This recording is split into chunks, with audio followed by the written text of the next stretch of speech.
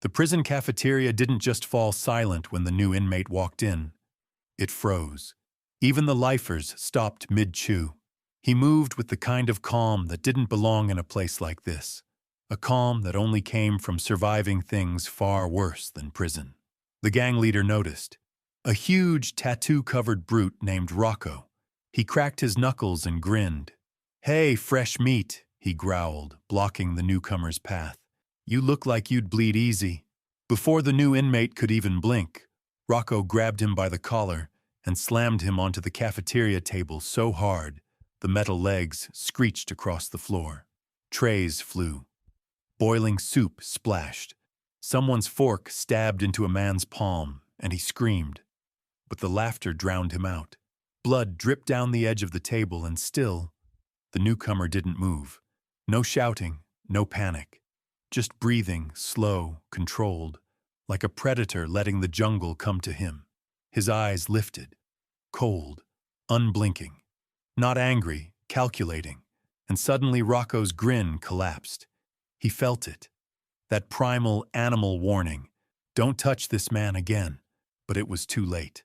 With a sound like ripping fabric, the newcomer's hand shot up fast enough to make the air snap. Rocco jumped back so violently, he knocked over two inmates and ran. Actual fear twisting his face.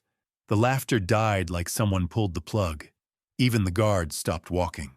Something had entered the cafeteria today, and it wasn't a prisoner. It was a man trained to break bones without thinking, to dismantle threats without blinking, and to make monsters like Rocco run for their lives. Stay with me until the end, because what he did next in that cafeteria left even the most violent inmates begging for guards to step in. Before we begin, don't forget to like this video, hit subscribe, and comment where you're watching from. Now let's get into it. The Blackwater Correctional Facility was a concrete monument to human misery. Built in the 1960s during the height of America's tough-on-crime era, it housed the worst of the worst. The kind of men who had committed acts so heinous that even hardened criminals whispered their names in hushed tones. The walls were stained with decades of desperation. The air was thick with the metallic scent of rusted metal and something darker, something that spoke of violence and broken dreams. The cafeteria was the beating heart of this hellscape, a cavernous room filled with bolted-down tables and the constant tension of men who had nothing left to lose. The fluorescent lights buzzed overhead like angry wasps, casting everything in a sickly yellow glow that made even the healthiest complexion look diseased. It was here that the unspoken rules of prison life were written in blood and enforced with fists. Every inmate knew the hierarchy. At the top were the lifers, men who had accepted their fate and carved out their territory through years of calculated brutality. Below them were the gang members, organized into racial and regional factions that controlled everything from cigarette smuggling to protection rackets. At the bottom were the fish, the newcomers who hadn't yet learned that survival here required a complete rewiring of everything they thought they knew about human nature. Rocco Martinelli was the undisputed king of this concrete jungle. Standing 6 feet 4 inches tall and weighing 260 pounds of pure muscle, he was a walking advertisement for what a lifetime of violence could sculpt. His arms were covered in tattoos that told the story of his criminal career. A spiderweb on his elbow marked his time in solitary. A teardrop under his left eye represented the life he had taken on the outside. His face was a roadmap of scars, each one earned through years of establishing dominance in places where weakness was a death sentence. He had been inside for 12 years, serving a life sentence for armed robbery and murder. In that time, he had built an empire within these walls. He controlled the drug trade, the gambling, and most importantly, the flow of information. Nothing happened in Blackwater without Rocco knowing about it. His crew of followers hung on his every word, eager to curry favor with a man who could make their lives marginally less miserable or infinitely more dangerous, depending on his mood. The arrival of new inmates was always entertainment for Rocco and his crew. It was a chance to establish dominance, to remind everyone who was in charge, and to extract whatever value they could from fresh meat. Some newcomers tried to fight. Those fights usually ended badly for the fish and provided a valuable lesson for everyone watching. Others tried to buy protection with commissary money or favors. Those arrangements worked until Rocco decided he wanted more than they could give. But this new inmate was different. He had walked into the cafeteria with a posture that spoke of training, of discipline, of something that didn't belong in a place filled with broken men and shattered dreams. His name was Marcus Kane, though nobody knew that yet. What they could see was a man in his 40s with graying hair cut military short and eyes that seemed to catalog every potential threat in the room within seconds of entering. The whispers started immediately. He's got that look. Military, maybe. Cop, probably. Someone who thinks he's better than us. These assumptions were dangerous in a place where being different could get you killed. But there was something else about Marcus Kane that the other inmates couldn't quite put their finger on. It wasn't arrogance or fear or the desperate bravado that most newcomers wore like armor. It was a complete absence of anything that resembled concern about his surroundings. Rocco watched him from across the room. His predatory instincts immediately activated. Here was someone who needed to be put in his place, someone who needed to learn that whatever he had been on the outside meant nothing within these walls. The cafeteria was Rocco's domain, and everyone who entered it needed to understand the rules. Rule number 1 was simple. Rocco was God, and everyone else was expendable. The confrontation began like so many others before it. Rocco stood up from his table, his massive frame casting a shadow across the floor as he approached the newcomer. His crew followed, creating a semicircle of menace that had been perfected through years of intimidation. Other inmates stopped eating, stopped talking, stopped breathing. They knew what was coming next, and they knew better than to interfere. Marcus Kane continued eating his meal with mechanical precision, cutting his processed meat into perfect squares and chewing each bite exactly 20 times before swallowing. It was a ritual that spoke of discipline, of control, of a mind that remained focused even when chaos was approaching. He didn't look up when Rocco's shadow fell across his tray. He didn't acknowledge the growing crowd of spectators. He simply continued eating as if he were alone in his own kitchen rather than surrounded by some of the most dangerous men in America. The disrespect was intolerable. In Rocco's world, eye contact was everything. It was acknowledgement, submission, fear, respect. The absence of it was a challenge that couldn't go unanswered. His voice boomed across the cafeteria, designed to carry to every corner and establish his dominance for all to see. But Marcus Kane didn't even flinch. He took another bite, chewed it the prescribed 20 times, and swallowed before finally setting down his plastic fork. When he finally looked up, his eyes met Rocco's with a steadiness that was unsettling. There was no fear there, no anger, no desperation. There was something far more dangerous than any of those emotions. There was competence. There was the calm assessment of a professional, evaluating a threat and finding it manageable. In that moment, something shifted in the cafeteria's atmosphere. The predator-prey dynamic that had seemed so clear suddenly became murky. But Rocco was too committed to his performance to back down now. His reputation demanded action, and his crew was watching. In a place where respect was the only currency that mattered, any sign of weakness would be exploited by rivals who had been waiting for their chance to move up the hierarchy. He reached out with hands that had choked men to death and grabbed the newcomer by his orange jumpsuit. The fabric tore like paper in Marcus Kane's grip. But he wasn't trying to escape Rocco's hold. He was using it as leverage. In one fluid motion that defied physics, Marcus twisted his body and used Rocco's own momentum against him. The 260-pound giant found himself airborne, flipping over Marcus's shoulder in a perfect arc that sent him crashing into the serving line with a sound like thunder. The stainless steel counters buckled under the impact. Steam erupted from broken food warmers. Rocco's massive frame slid down the wall, leaving a dent in the metal that would never be repaired. He lay there in a puddle of mashed potatoes and industrial gravy. His eyes rolled back, unconscious before he even hit the ground. The silence that followed was deafening. 300 hardened criminals sat frozen, their minds struggling to process what they had just witnessed. Rocco Martinelli, the man who had ruled this place through pure terror for over a decade, had been dispatched like a child's toy. And Marcus Kane hadn't even broken a sweat. But his crew wasn't finished. Tommy, the knife Castellano, stepped forward, his hand already reaching for the sharpened toothbrush handle he kept tucked in his waistband. He had killed 4 men with improvised weapons during his time inside, each death more brutal than the last. His face was a canvas of scars, and his eyes held the dead stare of a man who had crossed lines that couldn't be uncrossed. "Nobody touches our boss," Tommy snarled, the makeshift blade glinting under the fluorescent lights. "I'm gonna carve you up real nice, fresh meat." Marcus turned to face him with the same mechanical precision he had shown while eating, his head tilted slightly to the right, like a curious animal studying prey. When he spoke, his voice was barely above a whisper, but it carried to every corner of the cafeteria with crystal clarity. "That's not a knife," he said, his tone conversational, almost friendly. "Would you like to see one?"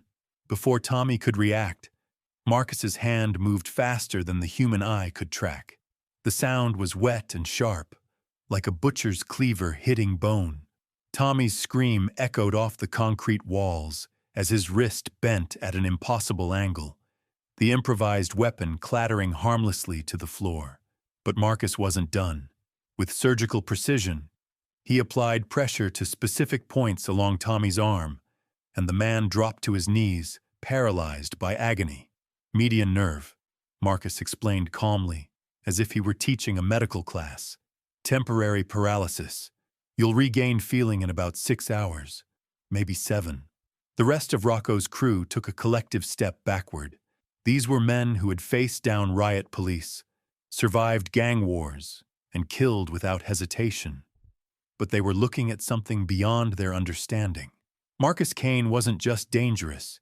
He was precise, clinical, professional in a way that spoke of training that went far beyond street fighting or prison violence. Big Jim Morrison, a 300-pound enforcer covered in white supremacist tattoos, decided to charge. He had crushed skulls with his bare hands, had once beaten a man to death with a lunch tray. His roar of rage shook the windows as he rushed forward like a freight train, his massive fists already swinging.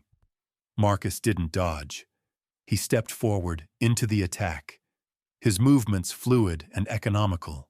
His left hand caught Big Jim's wrist mid-swing, while his right drove upward in a short, sharp strike that connected with the giant's solar plexus. The sound was like a sledgehammer hitting concrete. Big Jim's eyes bulged as every molecule of air was driven from his lungs. He folded over Marcus's arm like a broken accordion, his face turning purple as he gasped for breath that wouldn't come. "Diaphragmatic shock," Marcus said conversationally, lowering the wheezing giant to the floor with surprising gentleness. "Breathe slowly through your nose. The paralysis will pass." The crowd was backing away now, pressing against the walls like water flowing around an obstacle. Even the guards had stopped pretending to maintain order. They stood frozen by the doors, their hands hovering over their radios but unable to move. What they were witnessing wasn't a prison fight. It was a masterclass in controlled violence delivered by someone who had clearly done this before. Sammy the Snake Rodriguez was the last of Rocco's inner circle still standing. A wiry man covered in gang tattoos, he was known for his speed and his willingness to bite during fights. He had once torn out a man's throat with his teeth during a riot. His eyes darted around the cafeteria, looking for an escape route, but pride and reputation demanded he make a stand. He came in low and fast, a blur of motion aimed at Marcus's knees. It was a smart tactic, one that had served him well in dozens of previous fights. Take out the legs, and even the strongest man would fall. But Marcus had been expecting it. Without looking down, He pivoted slightly and brought his knee up to meet Sammy's face with perfect timing. The impact lifted Sammy off his feet and sent him spinning through the air like a rag doll. He landed hard on his back. His nose spread across his face in a crimson mess, unconscious before his head hit the floor. Blood pooled beneath him, mixing with the spilled food and creating abstract patterns on the dirty linoleum. Marcus surveyed the carnage with the same calm expression he had worn throughout the entire encounter. 4 of the prison's most feared enforcers lay broken around him, and he hadn't even raised his voice. His orange jumpsuit was still perfectly pressed, not a wrinkle out of place. His breathing remained steady and controlled, as if he had just finished a light workout rather than dismantling a criminal empire. The psychological impact was immediate and devastating. Word of what had happened spread through the prison like wildfire. By evening, every inmate in Blackwater knew the story, though the details grew more fantastic with each retelling. Some said he had thrown Rocco through a wall. Others claimed he had killed Tommy with his bare hands. The truth was terrifying enough, but prison mythology demanded embellishment. Marcus Kane had done something unprecedented. He had single-handedly dismantled the most powerful gang in the facility without breaking a single bone or spilling a drop of blood unnecessarily. It wasn't the brutality that scared the other inmates. They had seen brutality every day for years. It was the control, the precision, the complete absence of anger or fear. He had fought like a machine, calculating and efficient, without a trace of human emotion. The power vacuum left by Rocco's fall created immediate chaos. Rival gangs began positioning themselves to fill the void, while smaller groups scrambled to align themselves with whoever they thought would emerge victorious. But none of them made a move against Marcus Kane. He had established himself as something beyond their usual categories of threat assessment. He wasn't a gang leader or a street fighter or a psychotic killer. He was something else entirely. Something they didn't have words for. The guards finally found their voices, but it was too late. The radio crackled to life as Sergeant Williams barked orders into his handset, his voice shaking with something that might have been fear or excitement. Code yellow in the cafeteria. Multiple inmates down. Need medical and backup immediately. But even as he spoke, his eyes never left Marcus Kane, who stood in the center of the chaos like the eye of a hurricane, perfectly still while destruction swirled around him. The medical team arrived within minutes, rushing through the steel doors with gurneys and equipment. They worked with practiced efficiency, checking pulses and stabilizing the unconscious men scattered across the floor. Rocco was still breathing, though his jaw hung at an odd angle that suggested fractures. Tommy clutched his useless arm, whimpering softly as sensation slowly returned to his fingers. Big Jim gasped like a beached whale, his massive chest heaving as his diaphragm slowly remembered how to function. Sammy was the worst off, blood still trickling from his shattered nose, but even he would live. What disturbed the medical staff wasn't the injuries themselves. They had seen worse during the monthly gang wars that erupted with clockwork regularity. What unsettled them was the precision. Each man had been hurt exactly enough to neutralize him without causing permanent damage. It was surgical violence, calculated and controlled in a way that spoke of extensive training. This wasn't the work of another inmate. This was something else entirely. Dr. Sarah Chen, the prison's chief medical officer, knelt beside Rocco's unconscious form and examined the damage with growing confusion. "This doesn't make sense," she muttered to her assistant. "The strike pattern is too clean. Look at this." She pointed to the impact site on Rocco's jaw. Perfect angle for maximum shock transmission while avoiding lethal force. Whoever did this knew exactly what they were doing. Her assistant, a young man named Davis who had worked in emergency rooms before taking the safer job at Blackwater, nodded grimly. It's like he was following a manual. Each injury is textbook perfect for incapacitation without murder. He glanced nervously at Marcus, who remained motionless in the center of the cafeteria, watched by a dozen guards who seemed unsure whether to arrest him or give him space. The psychological aftermath spread through the prison like a virus. Inmates who had built their reputations on violence suddenly found themselves questioning everything they thought they knew about power. Marcus Kane hadn't just won a fight. He had redefined what was possible within these walls. The old rules, the carefully constructed hierarchy that had governed prison life for decades, crumbled in the space of 5 minutes. Cell Block D fell silent that night. Conversations that normally echoed through the corridors until lights out were replaced by whispered speculation and nervous glances. Men who had slept peacefully for years, despite being surrounded by killers and rapists, now lay awake, staring at the ceiling and wondering what kind of monster had been placed among them. The fear wasn't rational.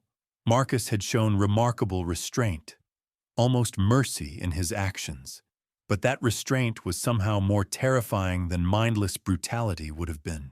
Word reached the Aryan Brotherhood by dinner time. Their leader, a scarred giant named Klaus Brennan, received the news with the stone-faced calm of a man who had orchestrated dozens of prison murders.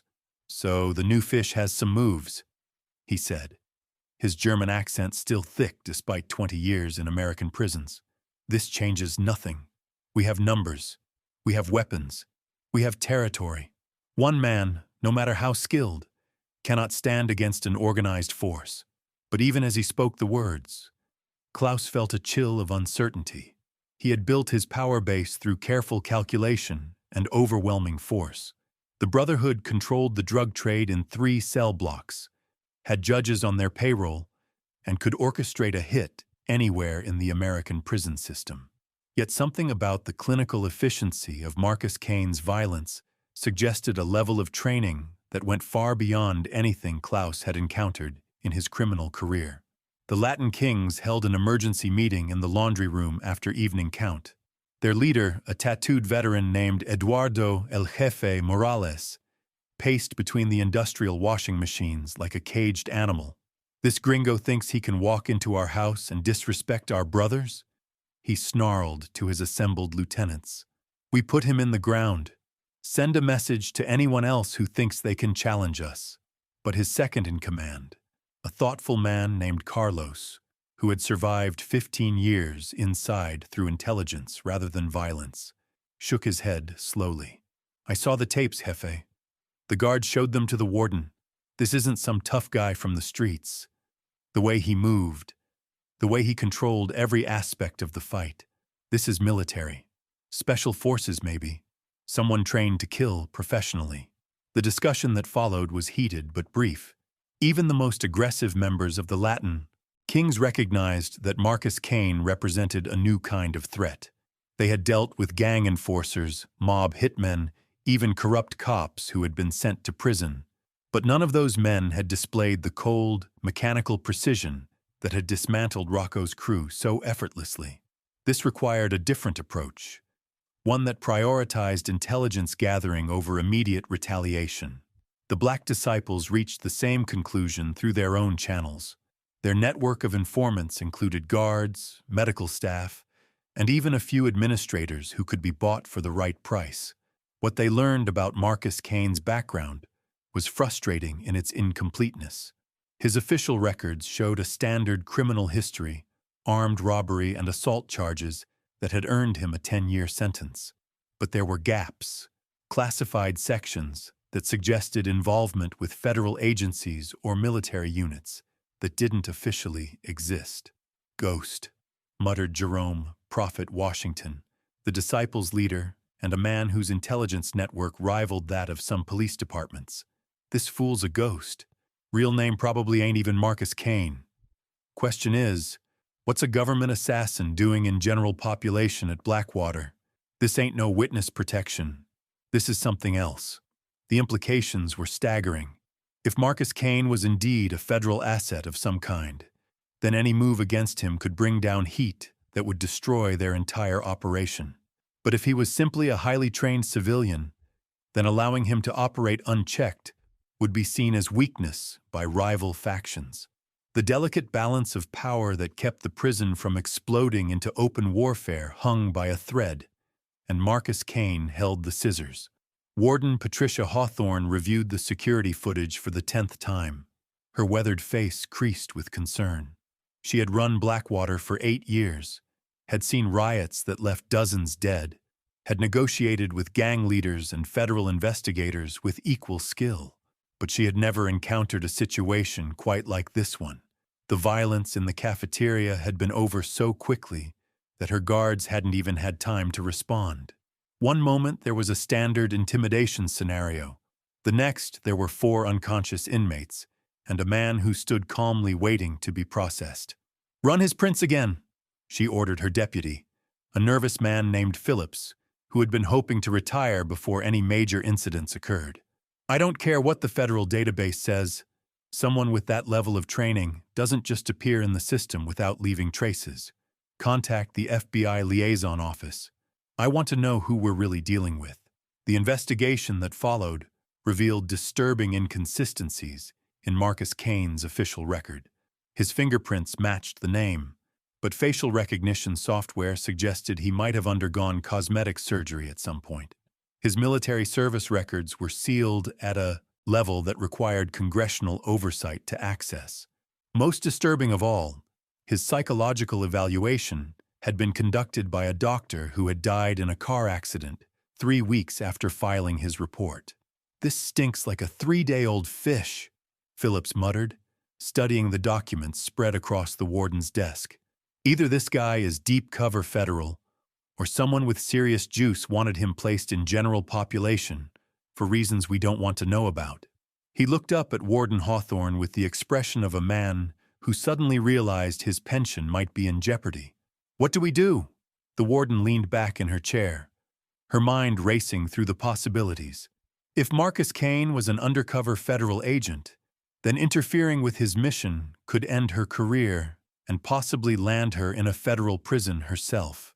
If he was a criminal with powerful connections, then those same connections might protect him from retaliation while he was inside. Either way, the safest course of action was to let events play out naturally while maintaining plausible deniability. "We do nothing," she said finally. "We treat him like any other inmate. We follow standard procedures, and we pray that whatever game is being played here doesn't burn down my prison in the process." But Marcus Kane had other plans. He had allowed the initial confrontation to establish his credentials, to send a message that would ripple through the prison's power structure and create the conditions he needed to operate. Now came the delicate work of positioning himself within the complex web of alliances and rivalries that governed life inside Blackwater. He had a mission to complete, one that required careful manipulation of the criminal ecosystem he now found himself part of. The first approach came from an unexpected source. Vincent, the Professor Castellano, was Tommy's older brother, a man whose intelligence had elevated him above the crude violence that characterized most prison gangs. He controlled the prison's gambling operations and black market currency exchange, using his mathematical skills to maintain a complex network of debts and favors that gave him influence far beyond his physical capabilities. Vincent approached Marcus during recreation time, when the yard was filled with inmates lifting weights, playing basketball, and conducting the business that kept their illegal enterprises running. He moved with the careful dignity of a man who understood that respect was earned through competence rather than intimidation. His approach was deliberate and visible, ensuring that every major faction would witness the conversation and draw their own conclusions about its significance. "My brother tells me you have exceptional skills," Vincent said, settling onto the concrete bench beside Marcus with the casual ease of a man conducting a business meeting. "I represent certain interests that might find those skills valuable. Perhaps we could discuss a mutually beneficial arrangement." Marcus turned his pale gray eyes toward Vincent, studying the man with the same clinical assessment he had applied to Rocco's crew. Vincent was dangerous in a different way, his threat coming from intelligence and connections rather than physical prowess. This was exactly the type of individual Marcus had hoped to encounter, someone with the resources and motivation to provide access to the information he needed. "What did you have in mind?" Marcus asked. his voice carrying just enough interest to encourage further conversation without appearing eager. The delicate dance of prison politics required careful calibration. Too much enthusiasm would suggest desperation. Too little would be interpreted as disrespect. The balance was crucial for what came next. Vincent leaned closer, his voice dropping to a whisper that barely carried over the ambient noise of the recreation yard. Information is the most valuable currency in this place. More valuable than cigarettes, more valuable than protection, more valuable than drugs. I have sources throughout the facility.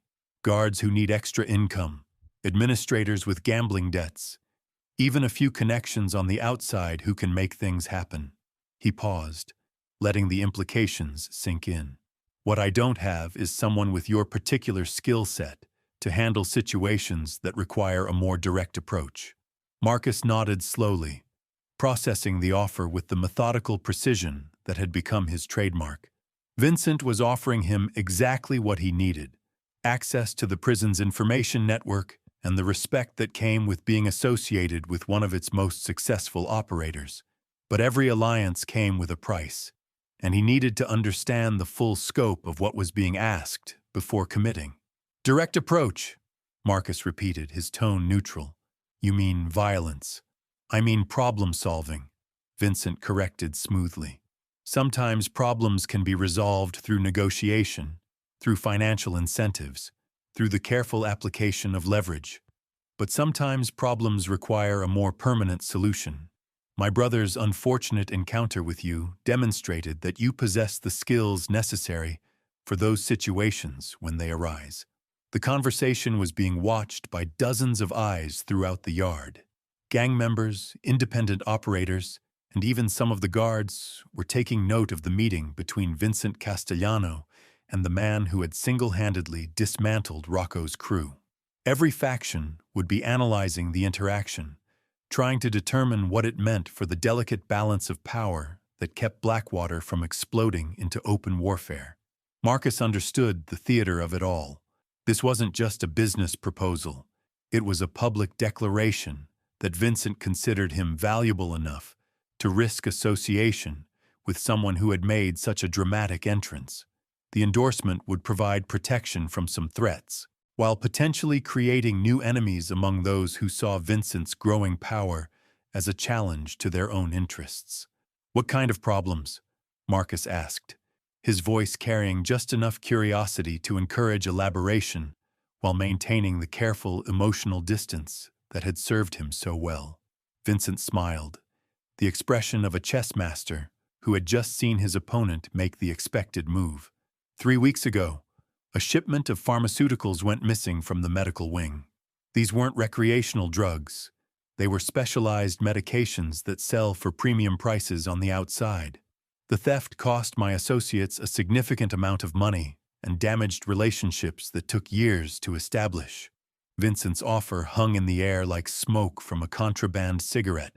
Marcus understood that accepting would pull him deeper into the prison's web of corruption and violence, but it would also give him the access he needed to complete his real mission. The stolen pharmaceuticals were just the beginning. Vincent was testing him, measuring his willingness to cross lines that most men couldn't even see. I'll consider your proposal, Marcus said finally, his voice carrying the weight of a decision that would reshape the power dynamics of Blackwater Correctional. Give me 48 hours to evaluate the situation. Vincent nodded, satisfied that he had planted the seed. As he walked away, Marcus remained on the concrete bench, his pale gray eyes scanning the yard with the methodical precision of a sniper selecting targets. The other inmates gave him a wide berth now, their survival instincts finally catching up to what their eyes had witnessed in the cafeteria. The transformation was complete. Marcus Kane had entered Blackwater as a mystery, wrapped in an orange jumpsuit. Now he was something far more dangerous. A ghost with a reputation, a professional killer with nothing left to lose, and the newest power broker in a system built on fear and respect. The bullies who had thrown him on that cafeteria table thinking they were establishing dominance had instead awakened something that would haunt their nightmares for years to come. They had learned the hardest lesson of all. In a place where everyone claims to be dangerous, the truly lethal ones never need to prove it until it's already too late. Marcus Kane had found his place in the food chain.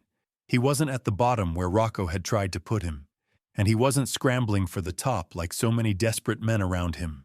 He had created his own category entirely, apex predator, and in the concrete jungle of Blackwater, that was exactly where he needed to be to complete the mission that had brought him here in the first place. The story of what happened in that cafeteria would be told and retold until it became legend. But the real story, the one that mattered, was just beginning. Marcus Kane had work to do, and now he had the reputation and connections to do it. The hunters had indeed become the prey, and they would never recover from the day they decided to test a man who turned out to be a weapon in human form.